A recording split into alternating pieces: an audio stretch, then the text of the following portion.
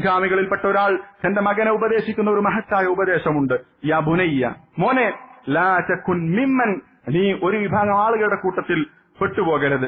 മിമ്മൻ യർജുൽ ആഖിറത ബിഗൈരി അമൽ, പണിയൊന്നും ചെയ്യാതെ സൽക്കർമ്മൊന്നും ചെയ്യാതെ പരലോകത്തെ പ്രതീക്ഷിക്കുന്ന ആളുകളുടെ കൂട്ടത്തിൽ നീ പെട്ടുപോകരുത്. സ്വർഗത്തിലെത്തണം എന്ന് ആഗ്രഹമുണ്ട്, നമ്മളും അങ്ങനെ തന്നെയാണ്. ചോദിച്ചാൽ പറയും സ്വർഗത്തിലെത്തണം. നരകത്തിൽ നിന്ന് രക്ഷപ്പെടണമെന്നും ആഗ്രഹമുണ്ട്, പക്ഷേ അതിനു വേണ്ട കാര്യങ്ങളൊന്നും ചെയ്യുന്നില്ല.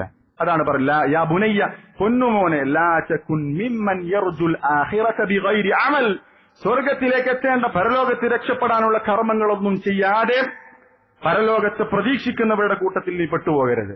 പരലോകത്ത് രക്ഷപ്പെടണോ? പരലോകത്ത് രക്ഷപ്പെടാനുള്ള കാര്യങ്ങൾ ചെയ്യണം, നന്മകൾ ചെയ്യണം, തിന്മയിൽ നിന്ന് വിട്ടുനിൽക്കണം. എങ്കിലേ പരലോകത്ത് രക്ഷപ്പെടാൻ സാധിക്കുള്ളൂ. കേവലം ആഗ്രഹം കൊണ്ടൊരിക്കലും പരലോകത്ത് രക്ഷപ്പെടുകയില്ല. ഒരു കവി പറഞ്ഞതുപോലെ,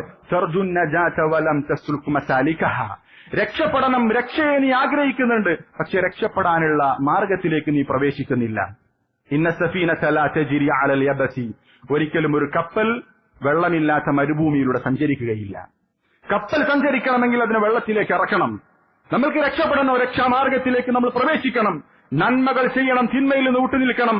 സ്വർഗമാണോ നമ്മൾ ആഗ്രഹിക്കുന്നത്? സ്വർഗത്തിന് വേണ്ട പ്രവർത്തനങ്ങൾ നമ്മൾ ചെയ്യണം. നരകത്തിൽ നിന്നുള്ള രക്ഷയാണോ നമ്മൾ ആഗ്രഹിക്കുന്നത്? നരകത്തിൽ നിന്ന് രക്ഷപ്പെടാനുള്ള മാർഗനിർദ്ദേശങ്ങൾ കൃത്യമായി ഇവിടെ പഠിപ്പിക്കപ്പെട്ടിട്ടുണ്ട്, വിശുദ്ധ ഖുർആനിലും സഹീഹായ ഹദീസുകളിലും. അത് ജീവിതത്തിൽ പകർത്തി നമ്മൾ മുന്നോട്ട് പോകാൻ സാധിക്കണം. ഇതാണ് ഒന്നാമത്തെ ഉപദേശം അദ്ദേഹം കൊടുക്കുന്നത്.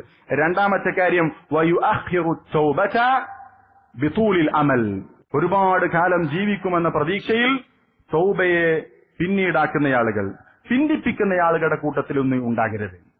ഒരുപാട് കാലം ജീവിക്കും, ഞാനൊന്നും ഇപ്പം മരിക്കാനായിട്ടില്ല, എനിക്ക് 25, 20, 30, 40 വയസ്സായിട്ടുള്ളൂ, ഒരുപാട് കാലം ഇനിയും ഞാൻ ജീവിക്കും എന്ന പ്രതീക്ഷയിൽ പിന്നീട് നന്നാകാം, കുറച്ച് കഴിഞ്ഞിട്ട് നന്നാകാം, ഈ നല്ല കാലം അടിച്ചു പൊളിച്ച് പിന്നീട് നന്നാകാം എന്ന രൂപത്തിൽ മുന്നോട്ട് പോകുന്ന ആളുകളുടെ കൂട്ടത്തിൽ നീ പെട്ടുപോകരുത് എന്നാണ് ആ മഹാനായ മനുഷ്യൻ തന്റെ മകനെ ഉപദേശിക്കുന്നത്. സഹോദരങ്ങൾ, ഒരിക്കലും നമ്മളതിൽ പെട്ടുപോകരുത്. മരണത്തിന് പ്രായമില്ല. ഈ രോഗം കൊണ്ട് ആരൊക്കെ മരിക്കുമെന്ന് നമുക്ക് ഒരാൾക്കും പറയാൻ സാധിക്കുകയില്ല. ആരൊക്കെ രക്ഷപ്പെടും? രോഗം ബാധിച്ച് അസുഖം മാറുന്ന ആളുകൾ ആരൊക്കെയുണ്ട്? രോഗം ബാധിക്കാതെ രക്ഷപ്പെടുന്ന ആളുകളുണ്ട്, ആരൊക്കെയുണ്ട് നമ്മൾക്കറിയില്ല. ഈ രോഗം മുഖേന ആരൊക്കെ മരിക്കും എന്ന് നമ്മൾക്കറിയില്ല. എന്നാൽ ഈ രോഗമില്ലാതെ തന്നെ നമ്മൾ മരിച്ചു പോകാനും സാധ്യത കൂടുതലാണ്.